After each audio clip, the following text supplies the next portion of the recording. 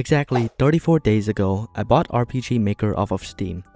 It was my first step into game development. Then, on May 28th, I joined the game jam with only 3 days left on the deadline. I had never made a game before. I only went through the engine tutorials of RPG Maker. I couldn't write a single line of code. I couldn't draw anything. There was only one thing that I had, and that was writing. The game ended up placing 4th overall in the jam. And here's what happened. Day 1. It was late afternoon at 3 PM. I had just made the bold decision to join the RPG Maker game jam. I didn't harbor any ideas for cool mechanics or art style directions. There was something I wanted to focus on, the narrative. I wanted to tell a complete, emotional, and compelling story with this game, despite all of my limitations. So I sat down to brainstorm the premise. I barely got to draft a single page of my script before I had to just get on with it. It was essentially a vomit draft, meaning I was going to be making the game on the first iteration of my story. The game story was going to be about heroism, something like, should one person carry the world just because they could?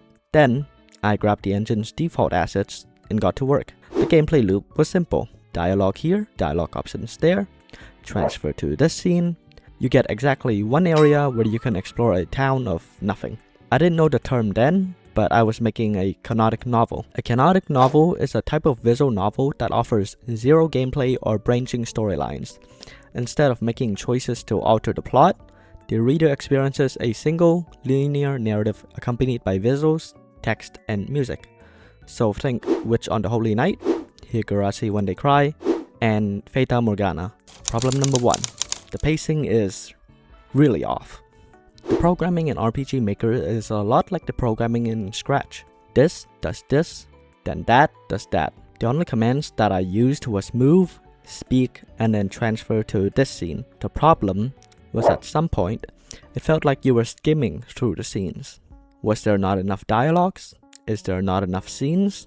I couldn't bottom the idea of adding anything else in between for some reason. Not only because I didn't have time, but because it felt like bloating up on some vague sense of I need more stuff. I eventually figured it out. Slow tint the screen to black. If you just fast cut to black, it can feel like a snap and then next scene.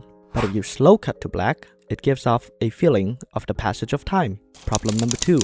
The siege. One of the most important scenes as the climax of the story is the siege of the protagonist's hometown. Originally, my vision for the story went something like this. Reed, the protagonist, is comatose. The adventurers and garrison rallies up to defend against an evil force that aims to attack the town. We swap to the female lead, Priscilla, who defends an unconscious Reed in the onslaught. In a mindscape, Reed watches all of this unfolds. He learns the lesson about heroism and returns to save the day. The problem is that this goes back to waiting for a hero to save the day, which is against what the story was trying to tell. The battle couldn't be a straight descent down to losing and waiting for Reed to arrive, but it also couldn't be a whole lot of nothing because they don't need Reed. The solution was back and forth. One of the core pillars of writing a good battle is that each side needs to have a moment of triumph and then defeat. So instead, it would initially seem like the defenders are losing, but then as the founder goes into the lesson, it reveals that they managed to push it back to a standstill. This makes Reed a character who would tip the scales and not dominate it. And with that, I made the last few final cutscenes and submitted the game on day 3 with just 2 hours left. Too many unused files. Map data missing. Audio data missing.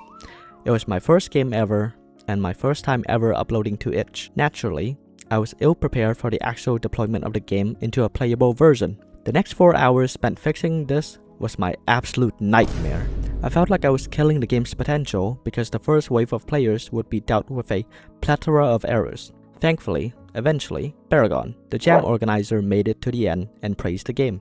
I continued to share the game around on various platforms after that. Sacred Lobo left a 4 stars review on rpgmaker.net, and someone left a nice comment on the game page. I realized that I didn't go very in depth into the creation process, largely because I had forgotten most parts of it or it wasn't worth mentioning. But looking back, there were several areas of the game that I could have improved upon when it came to the narrative. Regardless, I was ultimately happy with the final product, and I learned a great deal from making the game. Moreover, what captivated me more was not the creation of the game, but the community around it. Being able to make and tailor a product for someone to enjoy, and then having them enjoy it, was just an absolute bliss. It motivated me to continue engaging with the community and eventually start this channel. If you've made it to the very end of the video, thank you so much for your time and attention.